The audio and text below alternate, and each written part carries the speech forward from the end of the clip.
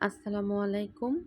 আ নতুন বাসা থেকে বিকেলে যেহেতু সন্ধ্যার কিছুক্ষণ আগে এসেছি, এসে ভাবলাম যে সকালবেলা তো ছাদে যাওয়া হয়নি। আর কিছুদিন আগে যে খিরাই দানাগুলো আমি বুনেছিলাম সেগুলা হয়েছে কিনা, আ ২-১ টা নষ্ট হয়েছে কিনা সেগুলো দেখার জন্য আমি ২ দিন ধরে আসলে ছাদে আসি না। তাই আরকি।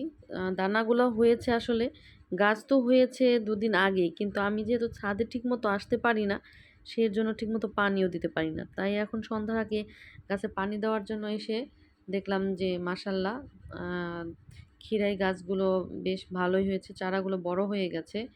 আর এদিকে লাউ গাছগুলো নষ্ট হয়ে যাচ্ছে। জানি না কেন? আসলে ছাদ বাগান করার যে একটা আগ্রহ থাকে, গাছ যখন ভালো হয়, যখন যেকোনো গাছ আপনি শাক হোক, সবজি হোক বা ফুল হোক, যেটাই হোক, যখন আপনি সেটা লাগাবেন, ওটা যখন নষ্ট হয়ে যাবে অনেক খারাপ লাগে। আমি এই ছোট, ছোট বালতিতে তেলের বোতলে অনেকগুলো কাঁচামরিচ গাছ কিনে এনে লাগিয়েছি। অনেকগুলো গাছ লাগিয়েছিলাম, সবগুলো গাছ নষ্ট হয়ে যায়। যেদিন লাগাই সেদিন ভালো থাকে, পরের দিন ভালো থাকে। তার পরের দিন থেকে গাছগুলা নষ্ট হয়ে যায়। হয়তোবা ঠিকমতো পানি দেই না বা মাটি ভালো না, জানি না কেন হয়। মনটা যেহেতু অনেক খারাপ ছিল আর সারাদিন প্রচুর ক্লান্ত ছিলাম। এক বাসা থেকে আরেক বাসাতে গিয়ে দেখাশোনা করা, যাতায়াত, আসা যাওয়া বা সেইখানেও প্রচুর ধুলাবালি থাকে। তেমন একটা বসার পরিস্থিতিও নাই। যে আছে না রিল্যাক্সে থাকবো সেটাও না। আর এইদিকে আমাদের পুঁইশাক গাছগুলা তো নষ্ট হয়ে গেছে। কিন্তু পুঁইশাকের যে ওই যে কি বলে?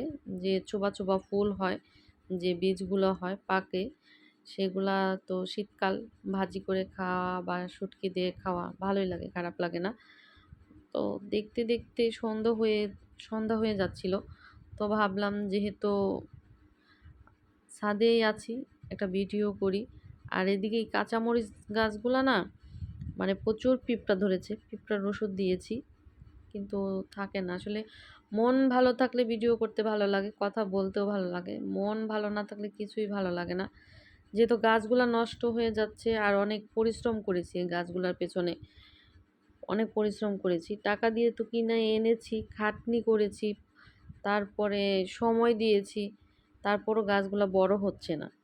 গাছগুলার পাতাগুলা হলুদ হয়ে যাচ্ছে। জানি না কেন? যদি কারো জানা থাকে কেউ প্লিজ জানাবেন কেন পাতাগুলা হলুদ হয়ে যাচ্ছে। আমি তো মাঝে, মাঝে গোবর মাটি দেই। মাঝে, মাঝে গোবর মাটি দেই। মাঝে, মাঝে আ কিছু সার মাটি মিলিয়ে দেই। তারপরে এমন হচ্ছে।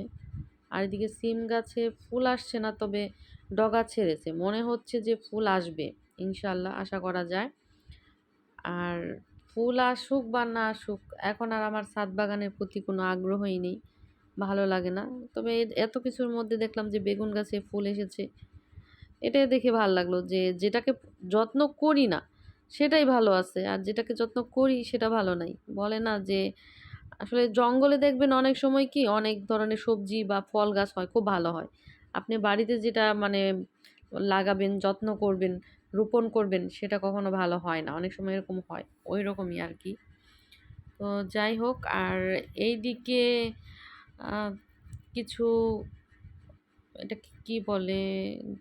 নাম ভুলে গেলাম। এটার নাম হচ্ছে, অনেক কথাই মনে পড়ে আসলে। সবসময় মনে থাকে না। যেহেতু অনেক টায়ার্ড আর মনটাও ভালো নাই, তাই কথা খুঁজে পাচ্ছি না। কি বলবো? এটা হচ্ছে রসুন গাছ।